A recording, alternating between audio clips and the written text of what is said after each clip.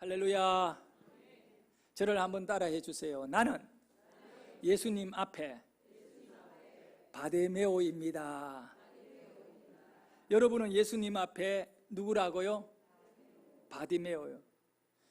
이 바데메오라고 하는 이 말의 의미가 그렇게 좋은 건 아니지만 오늘 우리가 예수님 앞에 바디메오가 될 때 얼마나 큰 은혜를 받은 그런 주인공이 되는가, 그것을 좀 우리 스스로가 확인할 수 있는 기회가 되었으면 좋겠습니다. 하나님 앞에 복도 누리고 은혜도 받고 삶이 변화되어지는, 다른 말로 하면 진짜 예수 믿는 하나님의 자녀로의 자기 신분을 확인할 수 있기를 바라겠습니다. 1889년도에 이 프랑스가 세계 만국 박람회를 열었습니다. 그때 이 건축학자 구스타프 에펠이라고 하는 사람이 이 프랑스 파리 한가운데에다가 철제로 만들어진 세계에서 가장 높은 건축물을 세우게 됩니다. 그런데 당시에는 그런 탑을 굉장히 흉물로 보았던 것입니다. 쇠로 만들어진, 마치 인간이 바벨탑을 쌓은 것과 같이.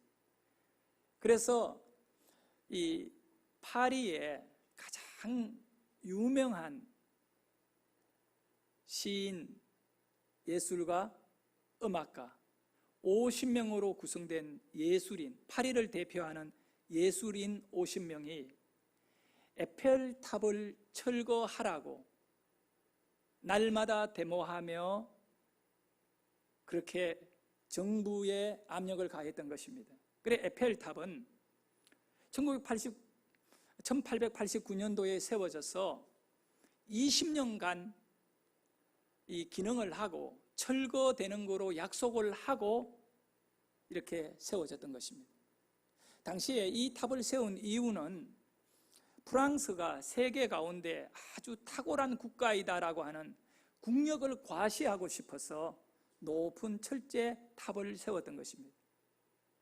그런데 수많은 국민들이 반대하니까 정부에서는 철거하기로 약속했던 겁니다. 20년이 지났습니다. 그리고 1919년도에 정부에서는 이 에펠탑 철거를 보류하고 철거하지 않는 거로 뜻을 모으게 됩니다. 여기에는 딱 한 가지 이유밖에 없습니다. 많은 사람들이 그때도 데모도 하고 시위도 했지만 지금 이 탑을 철거해버리면 텔레비전, 라디오, 방송, 송신 탑이 이만한 기능을 할 것이 없기 때문에 그런 기능이 대처할 때까지는 철거 못하게 되었던 것입니다. 그리고 시간이 지나면서 그 흉물이라고 여기고 쓸모없다라고 보았던, 오히려 미관을 해친다고 했던 이 에펠탑은 파리에서 가장 아름다운 건축물로, 반대로 파리에서 가장 유익한 건축물로 자리 잡고 살아남게 되는 것입니다.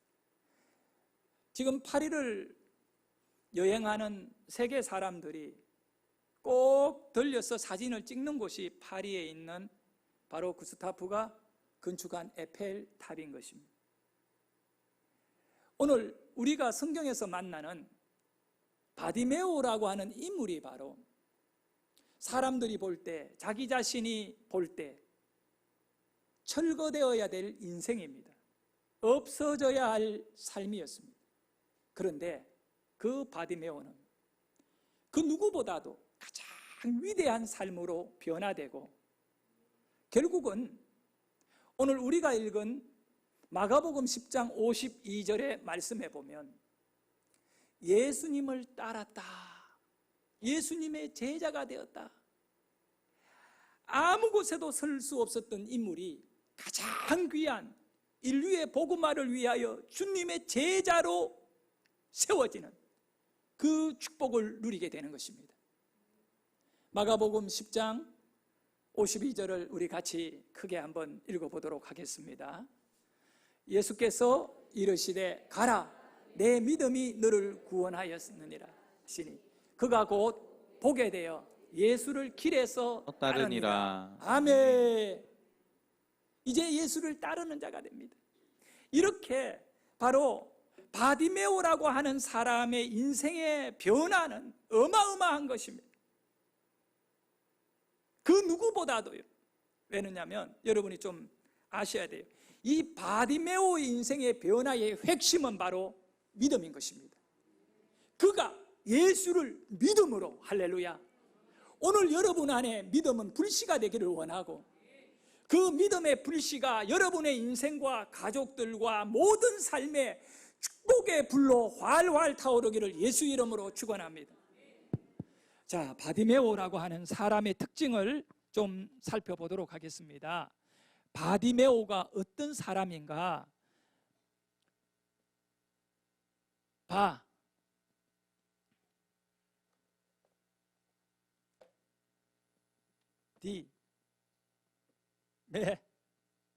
바디메오입니다. 이 바디메오라고 하는 사람의 특징을 좀 알아야 여러분께서 인생은 저렇게 변화되구나. 우선 말씀을 보면 이 바디메오는 누구의 자식이냐? 바로 디메오의 아들이라고 말합니다. 디메오의 아들. 그러면 이 바디메오의 특징을 한번 볼까요? 이 바디메오의 특징 46절, 마가복음 10장 46절의 내용을 보도록 합니다. 자, 그들이 여리고에 이르렀더니 예수께서 제자들과 허다한 무리와 함께 여리고에서 가실새, 바디메오는 어디에 사는 사람이냐 하면 여리고에 사는 사람입니다. 여리고 사람입니다. 지역이 여리고인데, 그리고 말씀을 또 볼까요? 나가실 때에 디메오의 아들, 그러니까 누구의 아들이라고요? 디메오의 아들이다. 디메오의 아들이다 라고 하는 것입니다. 디메오의 아들. 그리고 또 맹인이다. 맹인. 또 바디메오는 뭐라고요? 맹인. 앞을 못 보는 맹인입니다. 맹인이다. 또 한 가지는 거지다. 거지이다. 바디메오가 길에 앉아있다. 절망 가운데 앉아있다. 여러분, 이 가운데 하나라도 해당이 되면 얼마나 불행하겠습니까? 근데 그가 디메오의 아들이다라는 것은 뭘 의미하느냐? 우선 디메오라고 하는 단어가 갖고 있는 뜻이 뭔지를 아셔야 됩니다. 디메오는 부정한 자라는 뜻입니다. 그러니까 더러운 자, 그리고 쓰레기 같은 인간, 이 뜻입니다.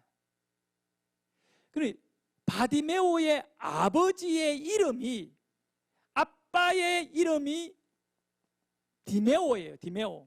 그런데 이 디메오가 태어났을 때 그 부모가 자기 아들의 이름을 디메오라고 지어줬을까요? 절대 그렇지 않아요. 여러분, 고슴도치도 자기 새끼는 사랑스러운 거예요.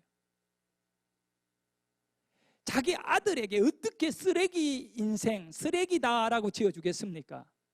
금덩어리라고 짓고 공주라고 짓고 왕자라고 짓지요. 근데 이 사람이 많은 사람들에게 자기 이름이 아니라 디메오로 불려지게 된 이유는 그의 삶이 깨어졌기 때문에 그런 것입니다. 우리가 어떤 사람에 대하여 비난하고 안 좋게 여길 때에, 누구를 지칭해서 부를 때에 이런 말을 할 때가 있습니다. 그 사람이 듣지 않는 가운데에는 그 누구 도둑놈이야, 그 사람 거짓말쟁이야, 뭐 이런 얘기 있잖아요. 그 사람 정말 못된 인간이야, 이런 얘기 있잖아요. 그 일본 사람들에게 일본인이라고 안 하고 많은 한국 사람들이 쪽발이라고 말합니다. 그거 좋은 말이 절대 아니거든요. 그런데 이 좋지 않는 디메오라고 하는 이 말이 이제는 노골적으로 사람들이 그를 부를 때 야 디메오라고 부르는 거예요. 그리고 그가 아들을 낳았는데 그 아들이 태어났을 때 디메오는 자기와 같은 인생을 살지 말기를 정말 원했을 것입니다. 그리고 멋있는 이름을 지어 주었습니다. 그런데 누구도 세상의 사람들이, 여리고에 있는 사람들이 그 디메오의 아들을 예쁜 이름을 불러주지 아니하고 그냥 디메오와 함께 도매금으로 넘겨가지고 뭐라고 부르냐? 바디메오라고 부릅니다. 바디메오. 바라고 하는 것은 아들이라는 뜻입니다. 아들. 누구의 아들이냐면 디메오의 아들이다. 이것도 별명인데 이 좋지 못한 더러운 쓰레기의 아들이라고 부르게 될 때, 철이 없을 때야 뭐 그냥 살았겠지만 나이가 들고 철이 들었을 때 굉장히 힘들었을 겁니다. 그런데 그것도 여러분 하루 이틀이지 1년, 2년, 3년 청년이 되었는데 이제는 그것이 자연스럽게 받아들이게 되는 것입니다. 남들이 야 바디메오 그러면 야 쓰레기 자식, 야 불결한 자식, 그것이 그렇게 여기 나는 불결한 자식이야, 그렇게 자기 인생을 불려지는 이름과 같이 받아들이고 살아가고 있었다는 거예요. 근데 그가 어디에서 살았느냐? 어디에서 살았다고요? 여리고에서 살았던 거예요. 이 여리고는 향기라는 뜻입니다. 향기. 여리고가 히브리어로 향기입니다. 향기. 얼마나 좋은 이름입니까? 마을 이름이 향기인데. 근데 그 여리고는 다른 어떤 마을보다도 도시보다도 장미꽃이 정말 많았대요. 그래서 여리고를 또 다른 별명으로 부르기를 장미의 마을이라고 불렀던 것입니다. 왜 여리고에 장미가 많았냐면 부유한 사람, 부자들이 많았기 때문에 그렇습니다. 그러니까 이 여름이 되면요, 여리고는 장미꽃 향기로 넘쳐나서 그곳 이름 자체를 아예 여리고라고 불렀어요. 부자 동네인 것입니다. 아주 돈 많은 사람들이 많은 부자 동네. 우리나라 같으면 서울에 뭐 청담동 뭐 이런 데 있잖아요. 부자들이 몰려 사는 그런 동네가 여리고거든요. 근데 그 부자들 많은 여리고에 이 바디메오는 이름만 비참할 뿐만 아니라 그가 삶이 뭐예요? 직업이 뭐예요? 거지였던 것입니다. 너무 대조적이잖아요. 왜 세상은 이렇게 불공평합니까? 예? 부모도 잘못 만난 것 같은데 살아가는 본인의 삶도 거지로 전락한 것입니다. 그가 거지가 되고 싶어 거지 된 게 절대 아니잖아요. 왜? 그는 무엇이었더라? 명인이었기 때문에 일을 할 수 없는 사람이었습니다. 그래서 다른 사람에게 얻어먹는 자였던 것이에요. 이렇게 보면 유익한 면이 있습니까? 사회의 어떤 기능을 할 수 있는 인물인가요? 그 부자 동네의 길가에 앉아서 이 구걸하는 거지로 살아가는 이 인생은 사람들이 있어도 그만 없어도 그만, 오히려 여리고라고 하는 화려하고 장미꽃이 가득한 그 도시의 미관을 해치는 그런 존재로 사람들에게 보일 뿐인 것입니다. 그런 바디메오예요. 근데 그가 가장 유익한 존재로 바뀌어지는 것이에요. 에펠탑이 철거돼야 되는데 철거 안 된 이유는 라디오 방송과 텔레비전 방송이 생기면서 그 송신탑으로 이 에펠탑보다 더 좋은 것은 없기 때문에 흉물스럽다고 여겨졌던 사람들에게도 이거는 필요하니까 남겨놔야 된다.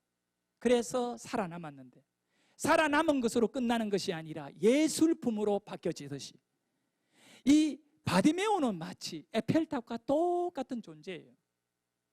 사람들 눈에 여리고에서 없어져야 될 인물이었는데 그는 가장 가치 있는 인생으로 바뀌어져 가지고 가치 있을 뿐만 아니라 복음의 일꾼으로 거듭나서 하나님 나라에 큰 유익을 주는 존재, 예수님의 제자가 되어버린 것입니다.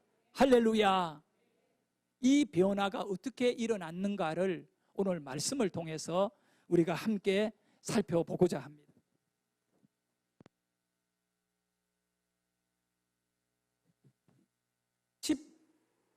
18절을 보면, 마가복음 10장 48절을 보면 수많은 사람들이 이 바디메오가 예수님을 부르짖고 예수님에게 나의 이 비참함을, 나의 이 슬픔의 문제를 해결해 달라고 소리 지를 때 모든 사람들이, 주위에 있던 사람들이 바디메오에게 야, 그건 너 인생 운명 바꿀 수 없는 거야. 시끄럽게 소리 지르지 말라고. 바디메오의 믿음을 깔아내리고 짓밟았던 거예요. 마가복음 10장 48절을 보도록 하겠습니다. 많은 사람이, 여러분이 읽겠습니다. 시작. 많은 사람이 꾸짖어 잠잠하라 하되 그가 더욱 크게 소리질러 이르되 다윗의 자손이여 나를 불쌍히 여기소서 하는지라. 아멘. 여러분, 많은 사람들이요, 모든 사람들이 너 인생의 운명은 못 바꾸어, 이겁니다. 그런데 바디메오는 자기도 지금 청년인데 수십 년간을 그렇게 살아왔으니까 그걸 운명으로 받아들이고 그냥 지나가는 예수님 무리 한번 바라보는 거로 끝낼 수 있겠지만 그는 그러지 않았어요.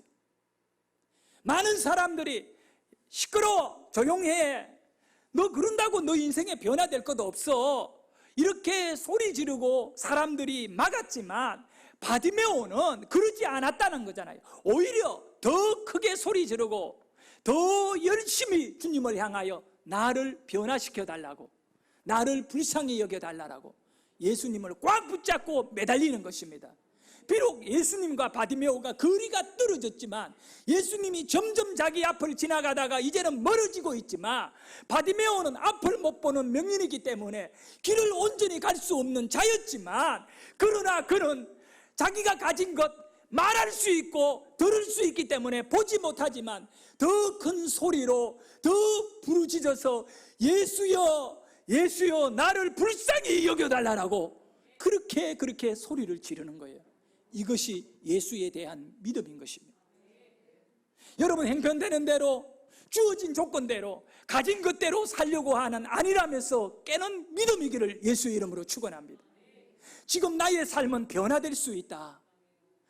오늘 말씀의 제목이 나는 예수 앞에 바디메오입니다.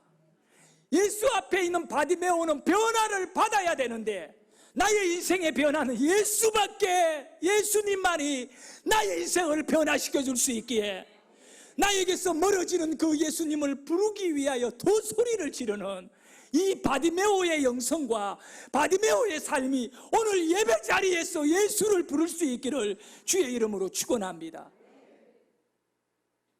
주님께서 내게 은혜 주시면 받고 은혜 안 주면 뭐 어떡합니까 하고 그냥 얻어먹는 자의 거지의 운명으로, 명인의 운명으로 나는 보지도 못하는데 뭘 내 분수를 뛰어넘어 예수를 쫓아간다고 그렇게 절망하지 마세요. 그거는 믿음이 아니에요.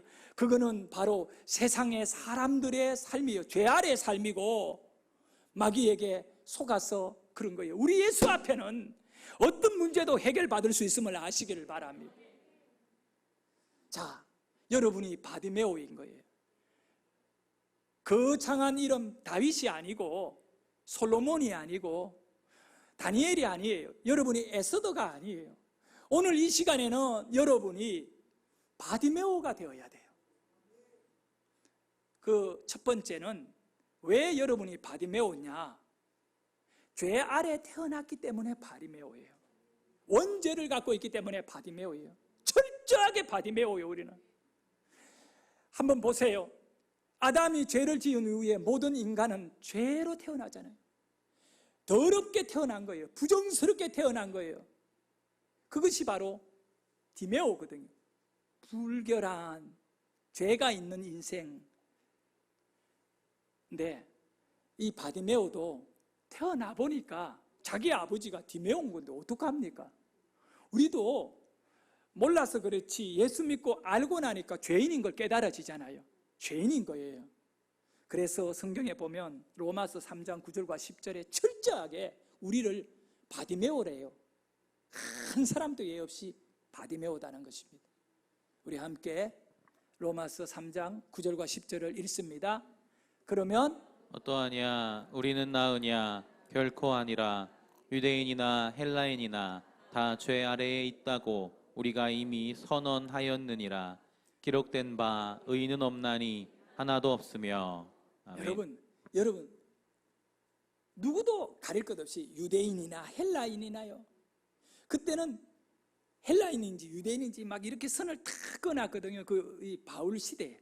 근데 그거 다 필요 없이 우리는 유대인도 헬라인도 다 죄인이라 뭐 했다고요? 선언했다. 선언.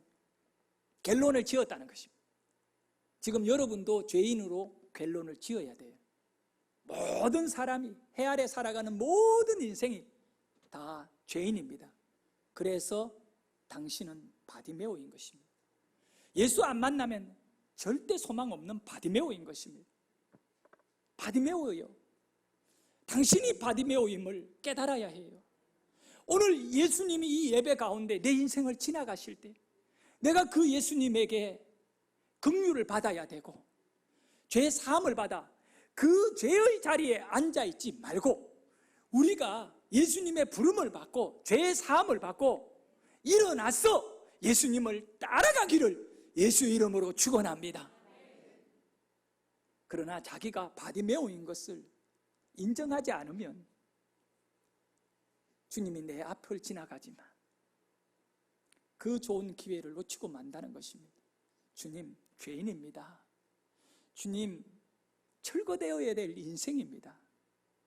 아무 태도 쓸모없는 인생입니다. 그러나 우리 주님이 나를 치료해 주시고 나를 위하여 십자가에서 피 흘려 주셨기에 내가 거듭났어.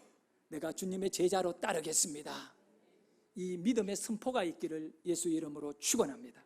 두 번째로 여러분이 왜 바디메오냐? 영적으로 눈이 멀었기 때문에 바디메오입니다. 바디메오는요, 태어나서 딱 보니까 맹인인 거예요. 앞을 못 보는 것입니다. 볼 수 없는 자입니다. 아니, 태어나서 보니 못 봅니다. 여러분, 영적으로는요, 그 어떤 사람도 눈을 열고 태어난 사람은 없는 것 같습니다. 다 어두운 것입니다. 성령이 우리 가운데 오셔서 우리의 눈을 열어줘서 우리가 믿게 되고 보게 되는 것입니다. 철저하게. 바디메오는 맹인으로 태어났다는 거예요. 여러분은 영적으로 못 보니까 바디메오다는 거예요. 제가 당장 물어볼게요. 우리는 성령님의 의지에서 예배합니다. 여러분 성령님 봅니까? 못 보지요. 못 봐요. 그러나 너희가 믿었도다. 믿으면 눈이 열리는 겁니다. 이 바디메오가 어떻게 눈을 열었느냐? 예수를 믿었기 때문에. 예수를 믿으니까 눈이 열리는 거예요. 그러듯이 여러분이 뭐가 필요하냐? 믿음이 필요한 거야. 눈을 열기 위해서는 내게 믿음이 와야 되는 거예요. 참, 여러분 물체를 보잖아요. 저를 보지요? 강단을 보지요? 이거 전부 뭐 때문에 보는 줄 압니까? 내가 있기 때문에 봅니까? 그 전에 빛이 있어야 보는 거예요. 이 물체가 여러분의 눈에 들어가는 것이 아니라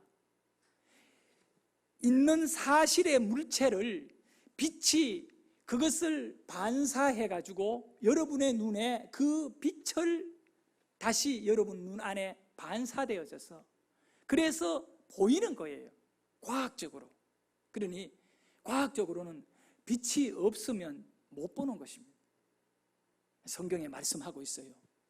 바디메오로 태어난 저와 여러분이 하나님을 못 보는데, 영적인 것을 못 보는데, 영적인 것을 보기 위해서는 예수님이 우리의 빛이 되어 주셔서 예수님이 내 안에 오시면 우리는 하나님을 보게 되는 거예요.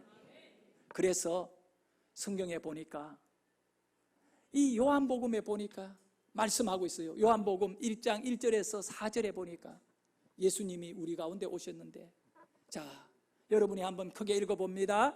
태초에 말씀이 계시니라. 이 말씀이 하나님과 함께 계셨으니 이 말씀은 곧 하나님이시니라. 그가 태초에 하나님과 함께 계셨고 만물이 그로 말미암아 지은 바 되었으니 지은 것이 하나도 그가 없이는 된 것이 없느니라. 그 안에 생명이 있었으니 이 생명은 사람들의 빛이라. 아멘. 그 안에 생명이, 누구 안에? 예수님 안에 생명이 있으니 이 생명은 뭐라고요? 빛이다. 왜 사람들에게 생명이 빛이냐면 하나님을 못 보면 아무것도 얻을 것이 없거든요. 그런데 예수님이 생명인데 어떤 생명이냐면 하나님을 보게 하는 생명인 거예요. 우리는 하나님을 보고 믿는 것입니다. 어떻게 해요? 예수님이 내 안에 빛이 되어 하나님을 보게. 그래서 우리 예수님이 나를 본 자는 아버지를 보았고. 그래서 요한복음 1장 9절에 이렇게 참빛이. 자, 우리 읽습니다. 시작. 참빛 곧 세상에 와서 각 사람에게 비추는 빛이 있었나니. 그 빛이 누구예요? 예수. 그 빛이 바디메오 인생 앞에 지나가는 거예요. 예수님이 바디메오에게 찾아와서 내가 너의 빛이다고 말씀하지 않아요. 예수님은 바디메오에게 기회를 줄 뿐입니다. 그 앞을 지나갈 뿐이지만 바디메오가 자기의 믿음을 갖고 자기 앞에 지나가는 그 생명의 빛을 받아들여서 하나님을 보게 되는 거예요. 여러분 어떻게 예배해야 되고 어떻게 살아야 될까요? 여러분에게 주어진 수많은 기회들을 놓치면 안 되잖아요. 에펠탑이 그 시대적인 기회인 송신탑으로 사용되어지니까 철거가 안 되듯이 우리의 인생에도 시대에 맞는 쓰임이 있어야 된다는 거예요.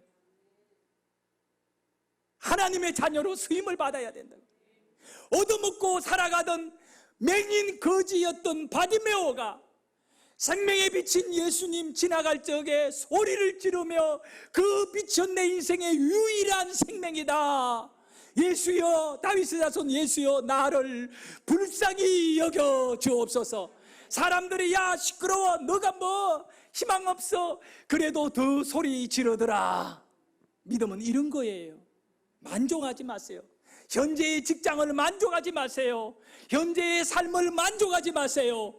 여러분, 여러분이 바디메오이지만 하나님이 20년 뒤에 여러분에게 주실 축복의 주역으로 소리 지르고 기도하고 예배하고 예수님이 여러분의 빛이 된다며 여러분의 삶의 기적이, 바디메오에게 일어났던 그 기적이 여러분 예수님을 통하여 이루어지기를 예수의 이름으로 축원합니다.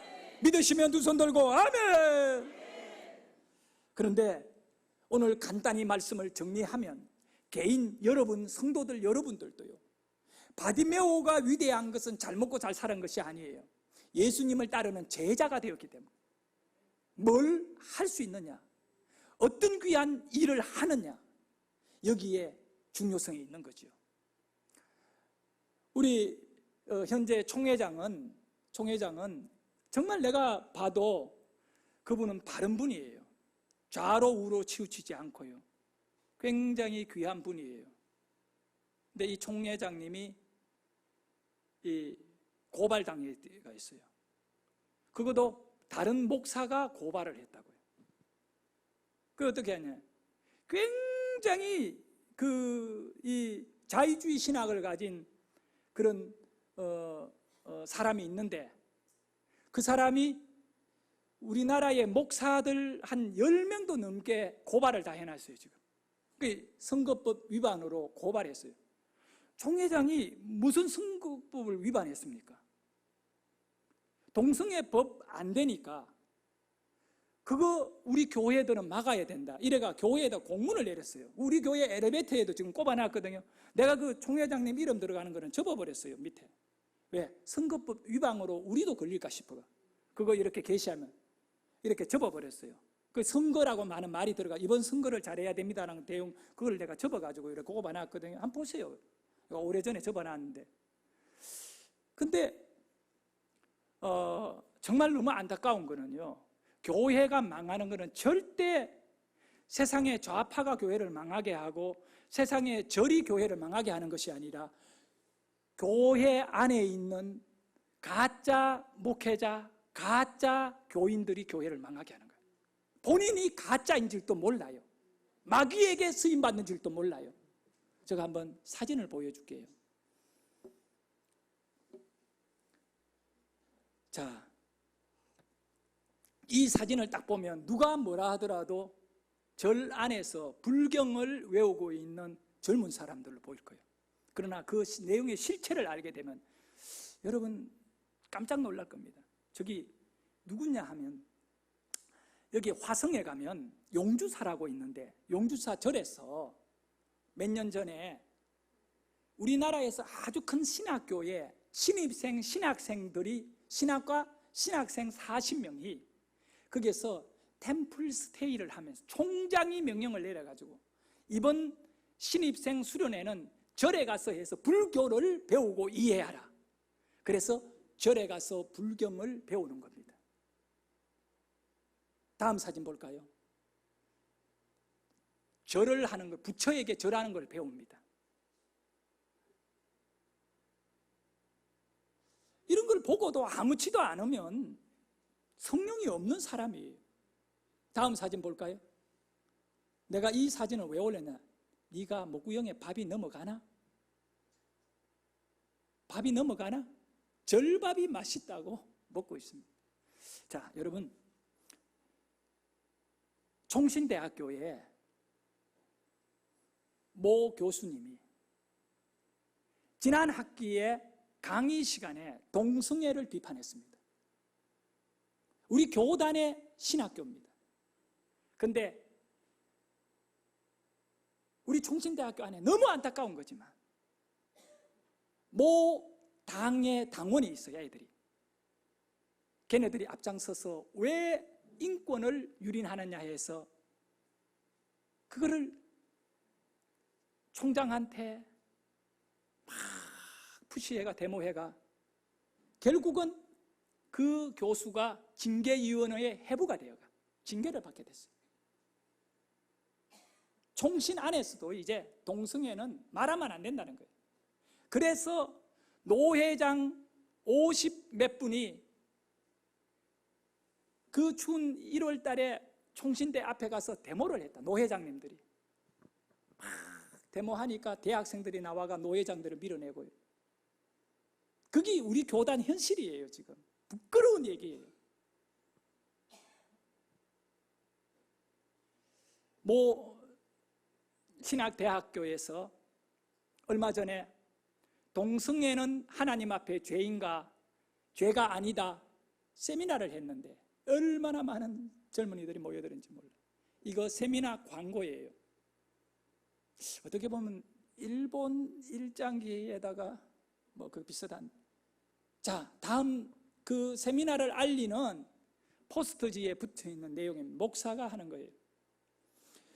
그 목사가 이런 그 포스터 내용의 글에 있는 내용이 이렇습니다. 우물안 개구리처럼 살다가 눈에 덮인 비늘이 떨어지는 경험을 하면서 동성애는 죄인 줄을 알았는데 이 비늘이 떨어지면서 그걸 깨달았다는 거예요. 여러분은 눈에 비늘이 있어가 동성애가 죄로 보이는 거예요. 그래서 자신을 포함한 주변 사람들이 예상치 못한 길로 접어든 일에 쭉 한 길을 가고 있다. 보수적인 교회에서 자라났으나 그도 한때는 우리 교회 같은 이런 성경만이 우리의 빛이다. 하나님을 볼 수 있다. 이렇게 믿는 교회에서 자라났지만 진보적인 교단으로 알려져 있는 뭐뭐뭐 장로교회의 목사 안수를 받았다. 그러면 그가 이렇게 해요. 무지개의 색처럼 다양한 정체성이 바로 공존하고 생명이 있는 모든 것들이 존중받는 세상이야말로 하나님 나라이다. 그러니까 여러분은 동성애 안 돼, 반대하고 막 이러면 여러분은 그런 이 공존하는 인생이 아니라 안 된다. 절간에 가서 불공 드리고 부처에게 절하고 그렇게 하는 것이 공존하는 거다고 말하는 거예요. 향후 신학교가 이미 이렇게 됐기 때문에, 총신도 이렇게 됐기 때문에 향후 20년 지나면 여러분이 오늘 보던 교회는 없어집니다. 유럽에 건물만 남아있지 목회자가 있습니까? 교인이 있습니까? 이건 남의 얘기가 아닌 거예요, 여러분. 우리 자식들이 자라나는 그 시대에 교육자들은 더 이상 하나님의 사람으로 성경을 가르칠 수 없는 사람이에요. 성경을 가르치지도 않을 뿐만 아니라 가르치면 바로 법적으로 문제가 생기는 거예요.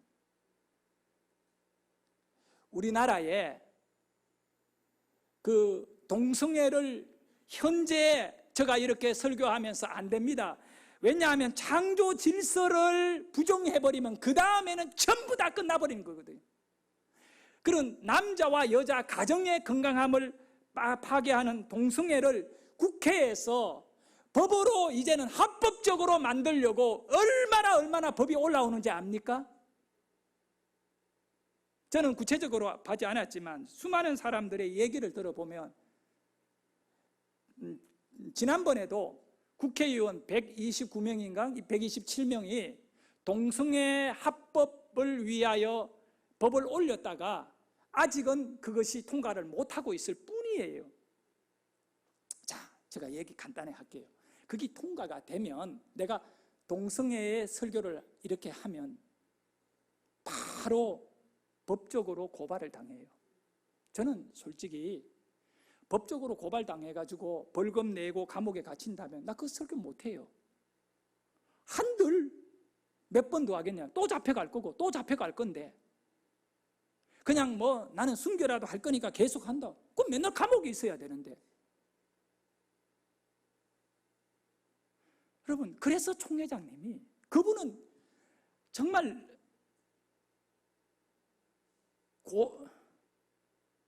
아주 이렇게 그 학교 초등학교 6학년밖에 정규적으로 못 나오고 그래가 총회장 된 분이에요. 저 전라도 산골에서 올라와서 하나님의 그 어마어마한 능력을 경험하고, 근데 그분이 바보예요. 자기가 그런 말 하면 사람들이 안 좋아하는 걸 모를까요? 그래도 하나님 성경 지켜야 된다는 거예요. 한번 사진도 하나 보여줄게요. 자, 우리나라는 이미 기울었습니다. 여러분 정확하게 아셔야 돼요.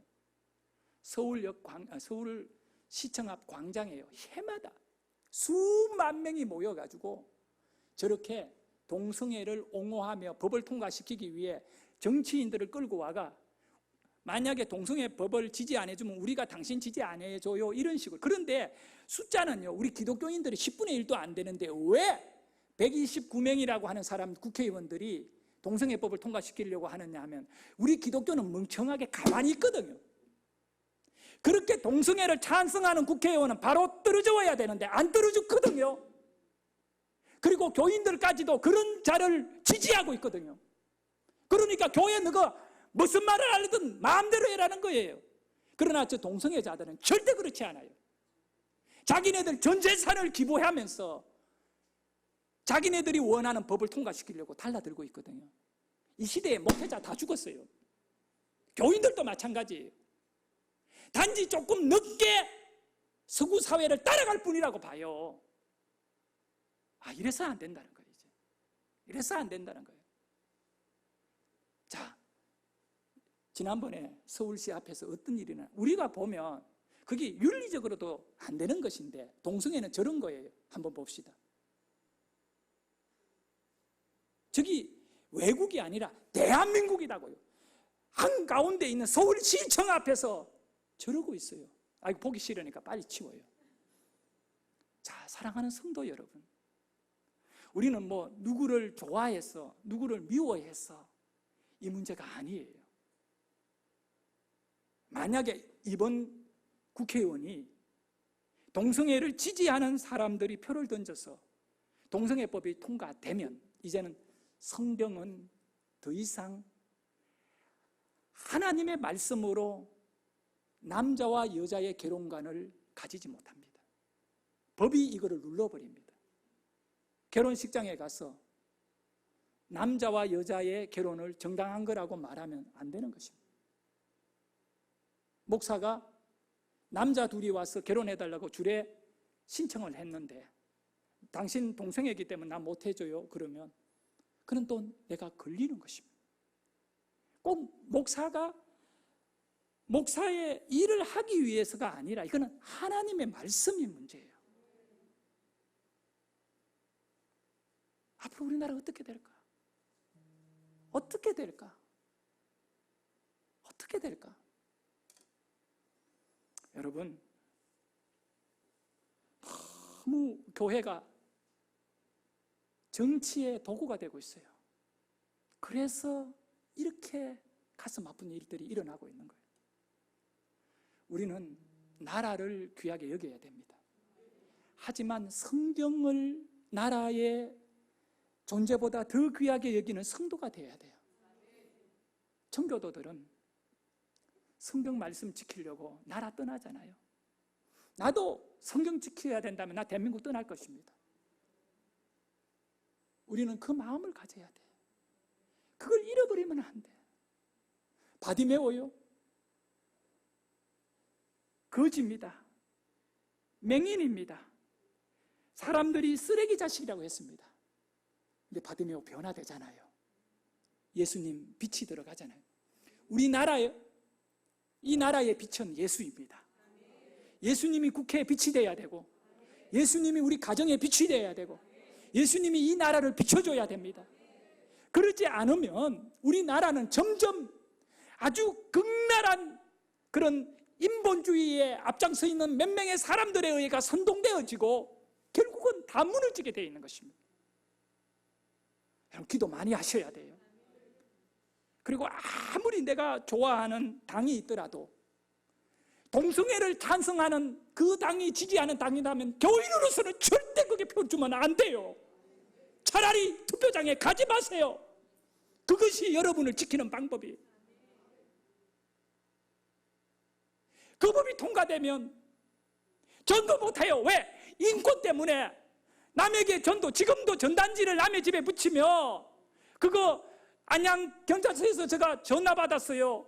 몇 년 전인데 전단지를 받으니 붙인 사람이 고발이 들어왔는데 경고를 줍니다. 계속 그 아파트에 붙이며 목사님 조사받아야 되니까 그거 하지 마세요 라고 내가 직접 연락을 받은 사람입니다. 그런데 개인에게 가서 예수 믿으라고 하면 인권 침해가 됩니다. 인권법이 통과되면. 그래서 미국에는 전도 못하니까 길에서 팻말만 두고 예수 믿으세요 이렇게 있는 거예요. 그것이 미국의 인권법이 통과됐기 때문에 그래요. 하나님의 나라를 전해야 돼요. 법을 악하게 만들어 놓고 순교할 각오로 하고 우리가 우리의 믿음을 보이자 이렇게 가는 것은 먹혀야 짓이에요.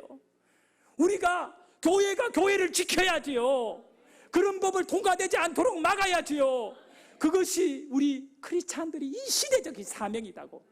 그것이 안 되면 철거돼야 될 교회이고 필요 없는 믿음이에요. 그러므로 하나님 앞에, 하나님 다른 거는 모르지만 이런 동성애법, 인권법은 막아야 됩니다. 이것이 크리스찬이에요.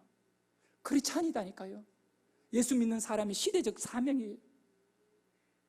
바디메오인 저와 여러분을 예수의 빛이 우리를 일어나게 하고 나라를 일어나게 하고 교회가 교회되게 하는 본질로 나갔으면 좋겠습니다. 기도드립시다.